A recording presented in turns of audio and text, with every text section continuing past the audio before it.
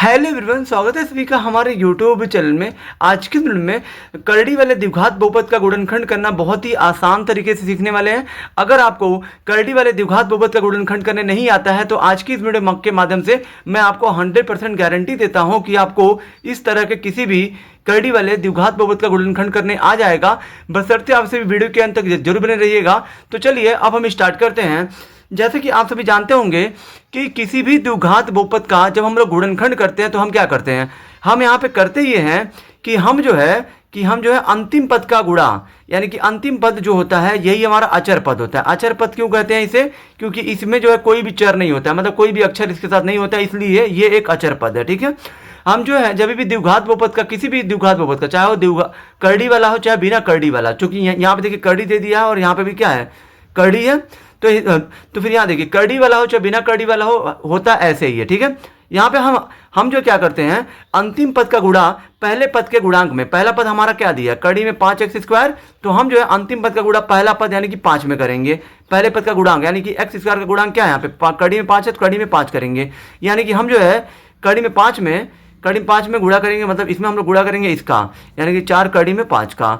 अब यहाँ देखिए इसके बाहर कुछ नहीं है तो करड़ी के बाहर क्या है, 1 है। तो फिर यहाँ पे क्या होगा कि बाहर वाले का गुणा बाहर वाले में होगा, यानी कि 1 का गुणा 4 में होगा, 4 हो गया। और यहाँ पे अंदर वाले का गुणा अंदर वाले में, यानी कि 5 बचे हो जाएगा 25, तो 25 लिखिए। अब ये 4 है तो 4 लिखिए, और यहाँ पे करड़ी और किसी भी संख्या के बीच में यहाँ पे कुछ नहीं तो गुणे का चिन्ह होता है। और यहाँ पे 25 का वर्गमूल कितना होता है, 5 होता है, 5 लिखिए। अब ये 5 का कितना हो जाएगा, 20।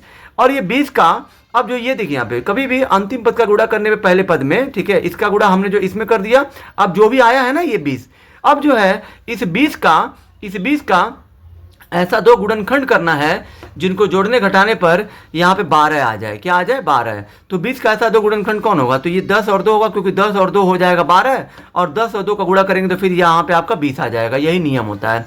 अब यहाँ देखिए ये आपका हो जाएगा कड़ी में 5x² प्लस, अब यहाँ देखिए 12 लाने के लिए हमने जो किस में तोड़ा है, 10 और 2 में तोड़ा है, तो मैं यहाँ पे लिख देता हूँ 10x और प्लस 2x। ठीक है, क्योंकि चूंकि यहाँ पे 12 के साथ x है तो 10 और 2 12 तो होगा, लेकिन 12 के साथ अगर x है तो 10 और 2 के साथ भी x लेना पड़ेगा, क्योंकि इसके साथ भी x है।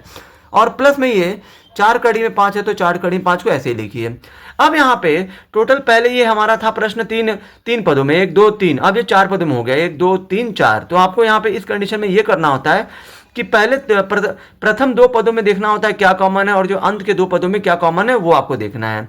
ठीक है, अब यहाँ देखिए यहाँ पे आपको प्रथम 2 पदों में, जैसे कि ये कड़ी में 5 है और ये 10 है, तो 5 और 10 को कौन काट सकता है, तो 5 और 10 को 5 काट सकता है। क्योंकि पहला पद करड़ी में है तो करड़ी आपको बाहर लेना पड़ेगा। कभी भी अगर जो यहाँ पे 2 पदों में पहला पद, जैसे मान लीजिए 2 पद हैं, जैसे यहाँ पे 5 और 10 हैं, 5 और 10 को 5 काट सकता है, तो 5 कॉमन हो गया दोनों में। ठीक है, और देखिए पहला पद अगर जो कड़ी में, तो कड़ी आपको बाहर ले लेना है। ठीक है, अब देखिए ये आपने बाहर ले लिया, x² था तो अंदर क्या बचेगा, अंदर आपका बचेगा, सॉरी दोनों में x भी है, x पे 2 है, यहाँ पे x पे 1 है, तो x भी आपको कॉमन लेना पड़ेगा।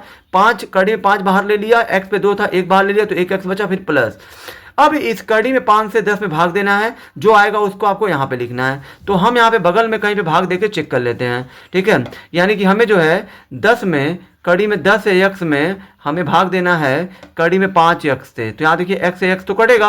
अब ये 10/5 है। अब ये कड़ी में 5 से 10 में भाग नहीं जाएगा, क्योंकि ये जो है कड़ी में 5 है। ठीक है, कड़ी में 5 है, यानी कि जब तक इस 5 का कड़ी नहीं हटेगा तब तक आप 5 से 10 में भाग नहीं दे सकते हैं। तो इस तरह का भाग जो है, कड़ी वाला जो भाग होता है, हम क्या करते हैं, मतलब ये नीचे वाले का कड़ी हटाएंगे, मतलब यहाँ पे हर से कड़ी को हटाएंगे। तो हर से कड़ी को हटाने के लिए क्या करते हैं, हम यहाँ पे परमेकरण करते हैं। परमेकरण में गुणा होता है, यानी कि इसी जो हर को उठाकर ऊपर नीचे गुणा कर दीजिए, तो यही इसका परमेकरण हो जाएगा। ठीक है, 10 का गुणा कड़ी 5 में करिए तो ये आपका 10 कड़ी में 5, और ये 5 का गुणा 5 में करिए तो कड़ी में 25 हो जाएगा।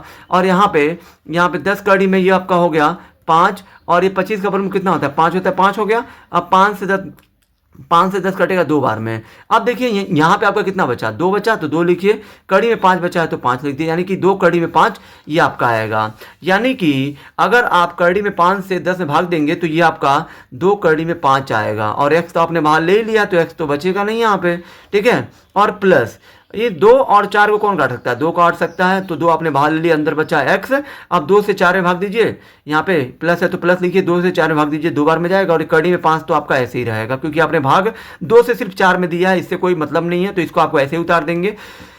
गुणनखंड की खास बात यह होती है कि यहाँ पे दोनों ही कोष्टकों में समान पद आना चाहिए। जैसे कि यहाँ पे भी x है तो यहाँ पे भी x आना चाहिए। यहाँ पे अगर कड़ी में 2x है तो यहाँ पे प्लस के साथ कड़ी में 2x है तो यहाँ पे भी प्लस के साथ कड़ी में 2x आना चाहिए, तभी आपका गुणनखंड सही माना जाता है। अब जो है इन दोनों में से एक को लिखते हैं, यानी कि x प्लस 2 कड़ी में 5 लिखते हैं, और दूसरे कोष्टक में इसको लिखते हैं कड़ी में 5x और प्लस ये 2 है तो 2 लिखते हैं। इस तरीके से ये आपका इसका जो गुणनखंड हो गया। आई होप कि आप सभी को ये वीडियो बहुत ही ज़्यादा पसंद आई होगी।